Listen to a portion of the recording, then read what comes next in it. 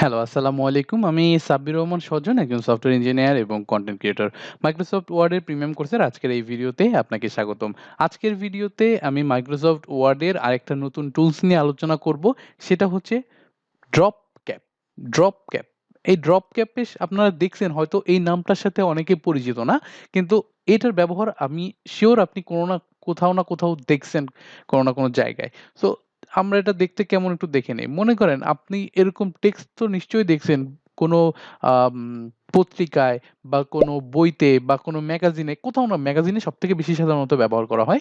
কোথাও না কোথাও এরকম দেখছেন যে একটা ১ম লেটারটা অনেক বড় করে লেখে, পরেরগুলা একদম ছোট, ছোট, পরেরগুলা ছোট, ছোট নরমাল স্টাইলে। আবার ১ম টা হচ্ছে এক সাইডে রাখলো, তার পরবর্তীতে আপনার লেখাটা কিন্তু শুরু হচ্ছে এবং পরবর্তীতে সবগুলো সুন্দর করে হচ্ছে। তো এইটা সাধারণত আমরা যদি কোনো একটা টেক্সটে করতে যাই, আমরা যদি এইভাবে দেখেন ট্রাই করি যে এইটাকে আমি এই ফন্টটাকে আমি একটু আস্তে, আস্তে করে বাড়ায় দেখি। এই ফন্টটাকে মনে করেন আমি ৩৬ করে দিলাম। তখন কিন্তু একই স্টাইলে হচ্ছে। মানে এটা কিন্তু মানে স্ট্যান্ডার্ড কোনো স্টাইল না। এটা এক ধরনের হচ্ছে, এটা এক ধরনের হচ্ছে।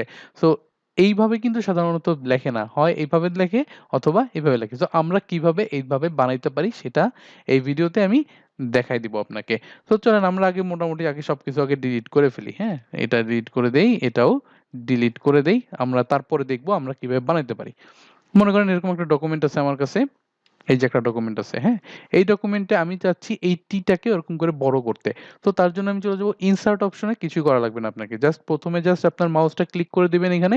তারপরে চলে যাবেন ইনসার্ট অপশনে। ইনসার্ট অপশনে যাওয়ার পরে এখান থেকে ড্রপ ক্যাপ নামে একটা অপশন আছে। এই ড্রপ ক্যাপে চলে যাবেন। ড্রপ ক্যাপে যাওয়ার পরে এখানে নান দেওয়া আছে, একটা ড্রপড দেওয়া আছে। এই ড্রপটে ক্লিক করলেই দেখবেন এই যে এটা কিন্তু এরকম হয়ে গেছে অলরেডি। হ্যাঁ? এখন যদি আপনি চাইলে এটাকে একটু সাইজ বড় করে দিতে পারেন। কোনো সমস্যা নেই। বড় করে দিলে এটা এভাবেই সুন্দর করে দেখা যাবে। এখন আমরা আছি 2nd টা দিয়ে দেখি একটু ট্রাই করে। 2nd টা তো এরকম ক্লিক করলাম এবং এখান থেকে ড্রপ ক্যাপ এ ক্লিক করলাম এবং ইন মার্জিন। ইন মার্জিন বলতে কি এটা হচ্ছে ১ম এ যে টেক্সটটা নিবে সেই টেক্সটের নিচে আর কিছু থাকবে না। তারপর থেকে আসলে লেখাগুলা শুরু হবে। সো ইন মার্জিন যদি দেই তাহলেও কিন্তু আসলে আমরা কাজ করতে পারবো এবং এটাকেও কিন্তু আসলে চাইলে আপনি বড় ছোট করে নিতে পারবেন।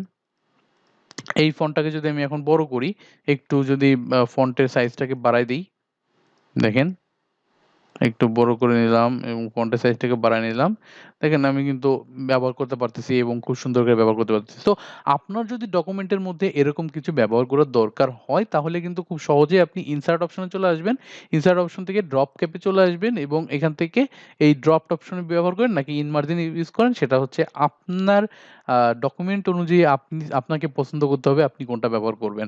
সো আশা করি বুঝতে পারছেন এবং আমি চেষ্টা করতেছি যে এমএস ওয়ার্ডের যতগুলো ছোট, ছোট ফাংশনালিটি আছে সবগুলো নিয়েই একটা করে ভিডিও দেয়া যাতে করে আপনার মানে এটা আপনার জন্য একটা রিসোর্স হয়ে থাকুক এবং আপনি যখনই কোনো একটা নতুন কিছু যখন আপনি করতে যাবেন, আপনার যেন মাথায় আসে না এরকম কিছু একটা তো দেখছিলাম। তার মানে এরকম কিছু একটা করা যায়। তখন আপনি খুঁজলেই কিন্তু ইজিলি পেয়ে যাবেন আমার ভিডিওগুলা থেকে।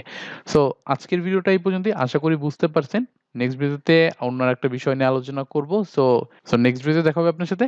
Till then take care.